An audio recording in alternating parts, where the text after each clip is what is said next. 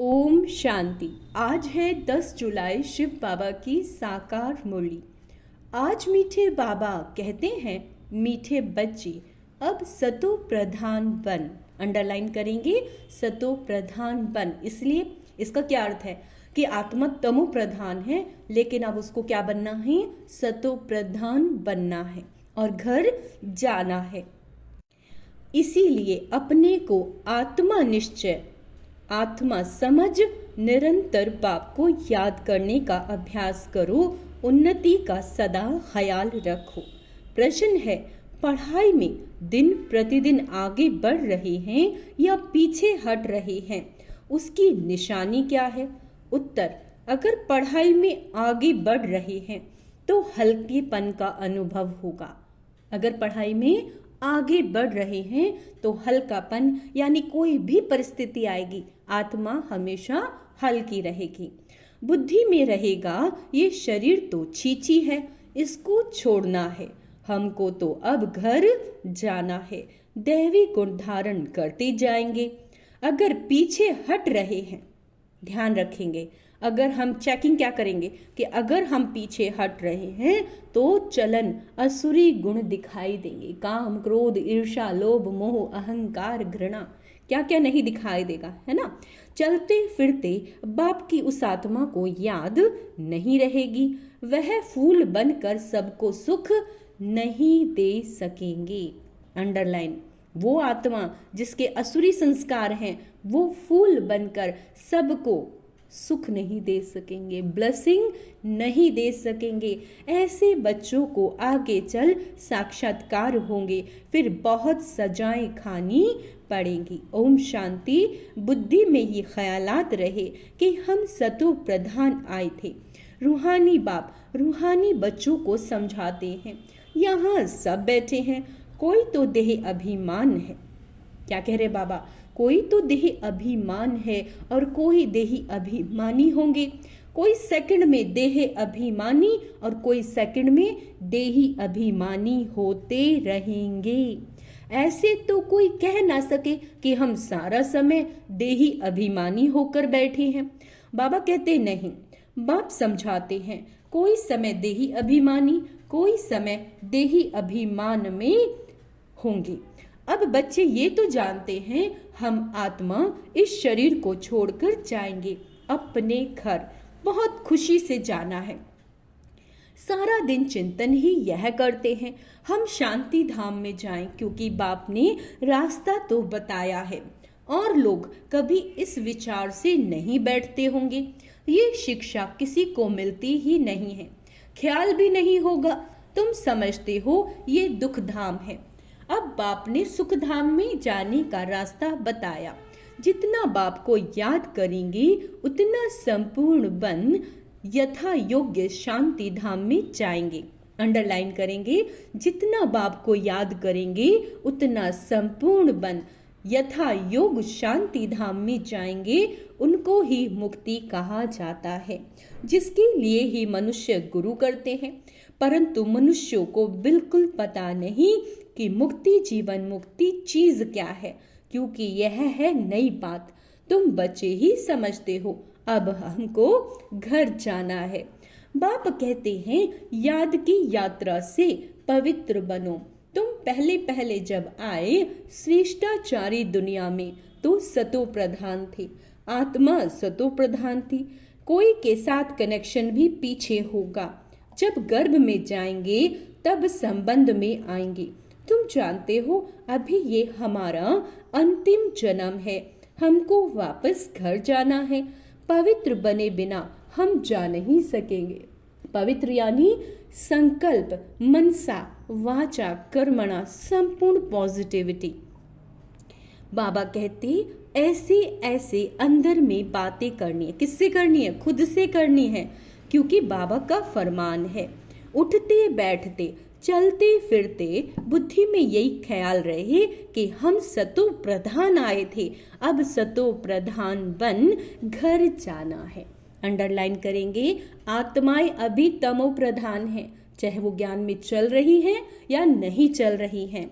और बाबा का फरमान है, बच्चे तुम सतो प्रधान आए थे, अब तुम्हें वापस सतो प्रधान अवस्था को प्राप्त करके घर जाना है।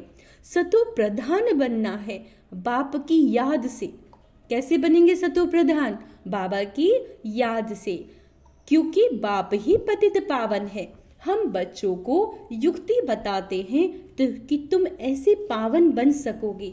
सारी सृष्टि के आदि मध्य अंत को तो बाप ही जानते हैं और कोई अथॉरिटी है नहीं।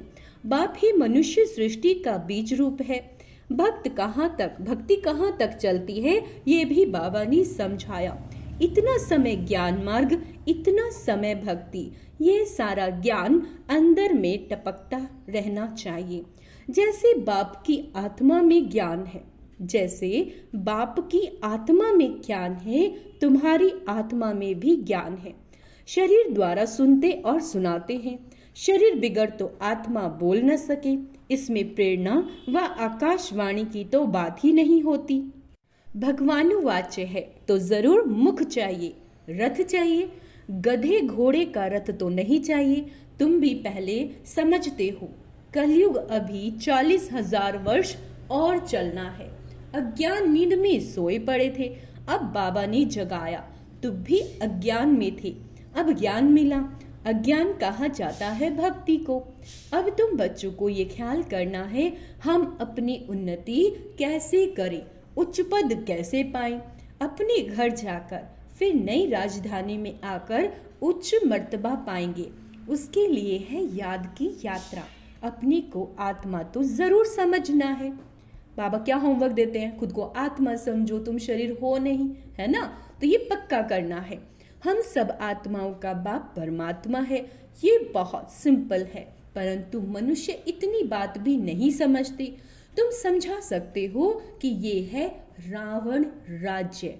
अंडरलाइन करेंगे, क्योंकि जब भी कोई परेशानी या कोई बात आती है तो आत्माएं भूल जाती हैं और देखती हैं कि ये कैसे ऐसे कर्मा कर रहे हैं। क्यों कर रहे हैं? क्योंकि ये है रावण राज्य।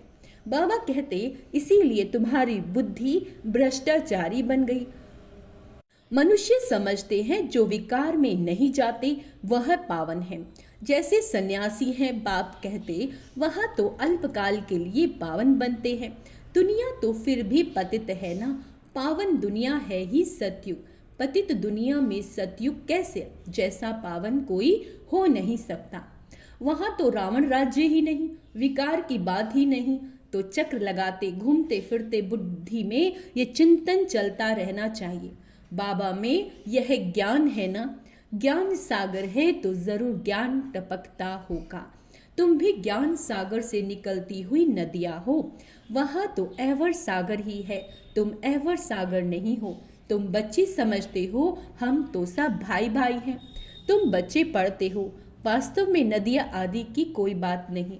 नदी कहने से गंगा जमुना आदि कह देते हैं। तुम अभी बेहद में खड़े हो। हम सब आत्माएं एक बाप के बच्चे भाई भाई हैं। अभी हमें वापस जाना है, जहां से आकर शरीर रूपी तख्त पर विराजमान होते हैं। बहुत छोटी आत्मा है, साक्षात्कार होने से समझ ना सकी। आत्मा निकलती है तो कभी कहते हैं माथे से निकली, आंखें से निकली, मुख से निकली। अच्छा, मुख खुल जाता है ना। आत्मा शरीर छोड़ चली जाती है तो शरीर जड़ हो जाता है। यह ज्ञान है। स्टूडेंट की बुद्धि में सारा दिन पढ़ाई रहती है। तुम्हारे भी सारा दिन पढ़ाई के ही ख्यालात चलने चाहिए। अच्छे अच्छे स्टूडेंट के हाथ में सदैव कोई न कोई किताब रहती है, पढ़ते रहते हैं। बाप कहते हैं तुम्हारा ये अंतिम जन्म है। सारा चक्र लगाकर अंत में आए हो तो बुद्धि यही सिमरण रहनी चाहिए। धारणा कर औरों को समझाना चाहिए। कोई को तो धारणा होती ही नहीं। स्कूल में भी नंबरवार स्टूडेंट होते हैं, सब्जेक्ट भी बहुत होती हैं। यहाँ तो सब्जेक्ट एक ही है, देवता बनना। यही पढ़ाई का चिंतन चलता रहे। ऐसे नहीं पढ़ाई भूल जाए और बाकी और ख्यालात चलते रहे। धंधे वाला होगा, अपने धंधे के ही ख्यालात में रहेगा। स्टूडेंट पढ़ाई में लगा रहेगा। तुम बच्चों को भी अभी पढ़ाई में रहना है। कल एक निमंत्रण पत्र आया था इंटरनेशनल योग कॉन्फ्रेंस का। तुम उन्हों को लिख सकते हो तुम्हारा तो ये हठ योग है, इसकी एम ऑब्जेक्ट क्या है, इससे फायदा क्या होता है। हम तो राजयोग सीख रहे हैं। प्रजापिता परमपिता परमात्मा जो ज्ञान के सागर हैं, वह रचयिता हमको अपना और रचना का ज्ञान सुनाते हैं। अब हमको वापस घर जाना है। मन मनाभव ये है हमारा मंत्र। हम बाप को और बाप द्वारा जो वर्षा मिलता है उसको याद करते हैं। तुम यह हठयोग आदि करते हो, है ना। इसकी एम ऑब्जेक्ट क्या है, हमने अपना जो बताया कि हम ये सीख रहे हैं, तुम्हारे इस हठयोग से क्या मिलता है, ऐसा रिस्पॉन्ड नट शेल में लिखना है। ऐसे ऐसे निमंत्रण जो तुम्हारे पास बहुत आते हैं, ऑल इंडिया रिलीजियस कॉन्फ्रेंस का तुमको निमंत्रण आए और तुमको बोले आपका एम ऑब्जेक्ट क्या है, तो बोलो हम ये सीख रहे हैं। अपना जरूर बताना चाहिए, क्यों, यह राजयोग तुम सीख रहे हो। बोलो हम ये पढ़ रहे हैं, हमको पढ़ाने वाला भगवान है, हम सब ब्रदर्स हैं, हम अपने को आत्मा समझते हैं। बेहद का बाप कहते अपने को आत्मा समझ मामे कम याद करो तो तुम्हारे पाप कट जाएंगे। ऐसी ऐसी लिखित बहुत अच्छी रीति छपा कर रखो, फिर जहां जहां कॉन्फ्रेंस आदि हो वहां भेज दो। कहेंगे यह तो बहुत अच्छे कायदे की बात सिखाते हैं। इस राजयोग से राजाओं का राजा विश्व का मालिक बनते हैं। हर 5000 वर्ष बाद हम देवता बनते हैं, फिर मनुष्य बनते हैं। ऐसे ऐसे विचार सागर मंथन कर फर्स्ट क्लास लिखित बनानी चाहिए। उद्देश्य तुमसे पूछ सकते हैं तो यह छपा हुआ रखा हो। हमारी एम ऑब्जेक्ट ये है। ऐसे लिखने से टेम्पटेशन होगी। इसमें कोई हठयोग व शास्त्रार्थ करने की बात नहीं। उनको शास्त्रार्थ का भी कितना अहंकार रहता है। वे अपने को शास्त्रों की अथॉरिटी समझते हैं। वास्तव में तो वह पुजारी हैं। अथॉरिटी तो पूज्य को कहेंगे, पुजारी को क्या कहेंगे, तो ये क्लियर कर लिखना चाहिए हम क्या सीखते हैं। बीके का नाम तो मशहूर हो गया। योग तो 2 प्रकार का है, एक है हठ योग, दूसरा है सहज योग। वहां तो कोई मनुष्य सिखला न सके। राजयोग एक परमपिता ही सिखलाते हैं। बाकी यह अनेक प्रकार के योग हैं मनुष्य मत पर। वहां देवताओं को तो किसी के मत की दरकार नहीं, क्योंकि वर्षा लिया हुआ है। वह है देवताएं, अतः दैवी गुण वाले। जिसमें ऐसे गुण नहीं उनको असुर कहा जाता है। देवताओं का राज्य था, फिर वो कहाँ चले गए, 84 जन्म कैसे लिए। सीढ़ी पर समझाना चाहिए। सीढ़ी बहुत अच्छी है, जो तुम्हारी दिल में है वह इस सीढ़ी में है। सारा मदार पढ़ाई पर है। पढ़ाई है सोर्स ऑफ इनकम। यह है सबसे ऊंची पढ़ाई, द बेस्ट। दुनिया नहीं जानती कि द बेस्ट कौन सी पढ़ाई है। इस पढ़ाई से मनुष्य से देवता डबल क्राउन बन जाते हैं। अभी तुम डबल सिरताज बनने का पुरुषार्थ कर रहे हो। पढ़ाई एक ही है, फिर कोई क्या बनते हैं, कोई क्या बनते हैं। वंडर है ना, क्या कहा बाबा ने, पढ़ाई तो एक ही है, फिर कोई क्या बनता है, फिर कोई क्या बनता है। वंडर है ना ये वाली बात। एक ही पढ़ाई से राजधानी स्थापन हो जाती है। एक ही पढ़ाई से राजा भी बनते हैं तो रंक भी बनते हैं। बाकी वहां दुख की कोई बात नहीं, मर्तबे तो हैं।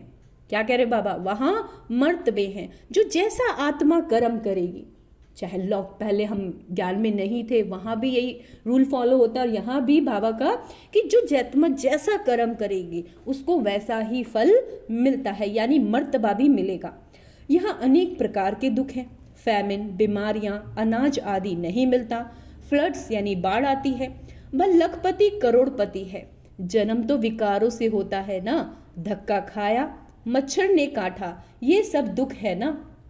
क्या कह रहे बाबा, धक्का खाया, मच्छर ने काटा, ये सब दुख है ना।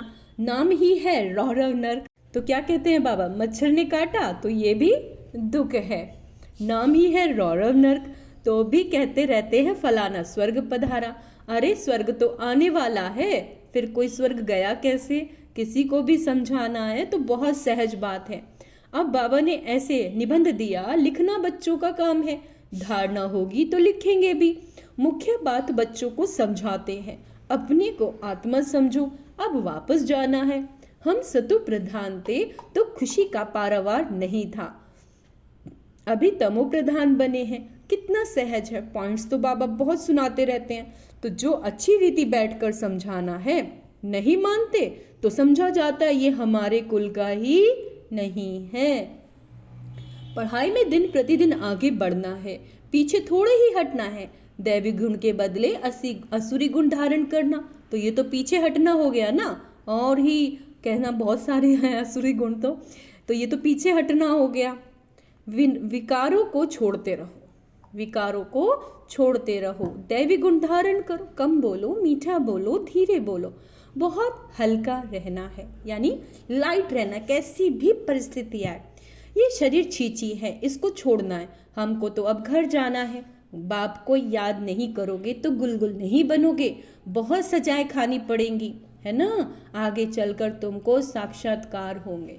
जो लोग ये सोचते हैं ना कि ये आत्मा ऐसे गलत कर्म कर रही है, तो बाबा ने ऐसे बहुत बता दिया है कि उन आत्माओं को साक्षात्कार होंगे और पूछेंगे तुमने क्या सर्विस की है। तुम कभी कोर्ट में नहीं गए हो?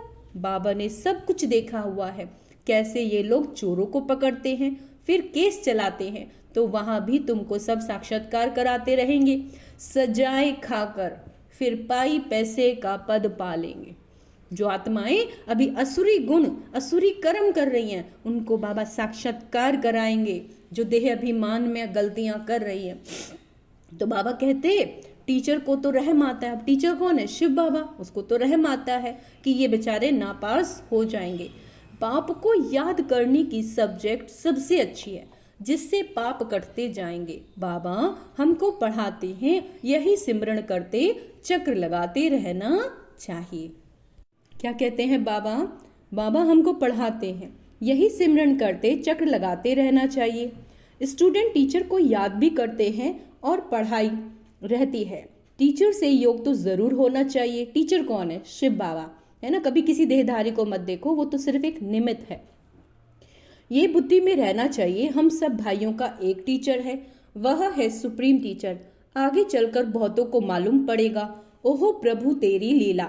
महिमा करेंगे, मरेंगे, परंतु पा तो कुछ भी नहीं सकेंगे। देह अभिमान में आने से उल्टे काम करते हैं। क्या कह रहे हैं बाबा? देह अभिमान में आने से आत्माएं क्या कर रही हैं? उल्टे काम कर रही हैं। देह अभिमान होने से अच्छा काम करेंगे, आत्मिक स्वरूप में स्थित रहेंगे। बाप कहते हैं अब तुम्हारी वानप्रस्थ अवस्था है, वापस जाना ही पड़ेगा। हिसाब किताब चुकतू कर सबको जाना है, चाहे वह ना चाहे जाना जरूर है। एक दिन ऐसा भी आएगा जो दुनिया बहुत खाली हो जाएगी, सिर्फ भारत ही रहेगा। आधा कल्प सिर्फ भारत ही रहेगा, और तो कितनी दुनिया खाली होगी। ऐसा ख्याल कोई की बुद्धि में नहीं होगा सिवाय तुम्हारे। फिर तो तुम्हारा कोई दुश्मन भी नहीं होगा। दुश्मन आते हैं क्यों? धन के पिछाड़ी आते हैं ना। भारत में कितने मुसलमान और अंग्रेज क्यों आए? पैसा देखा, पैसे बहुत थे, अब नहीं है। तो बाबा कहते तो अब और कौन है नहीं। पैसे ले खाली कर गए। मनुष्य ये नहीं जानते। बाबा कहते पैसा तो तुमने आपे ही खत्म कर दिया।